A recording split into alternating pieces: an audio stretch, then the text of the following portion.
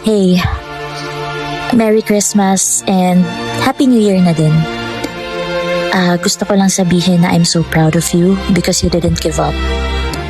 Alam ko na hindi naging madali na mag-survive ngayong taon at saka sa mga nakalipas pa na araw, pero kinaya mo at umabot ka ngayon. At alam ko hindi din magiging madali na mag-survive ulit sa susunod pa na taon, pero gusto ko sabihin na kumapit ka lang.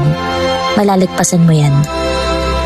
Lagi mong pahalagahan ang sarili mong happiness at mga nakapaligid sa'yo na mahal ka at alam ang worth mo. Salubungin natin ang susunod na taon ng nakangiti.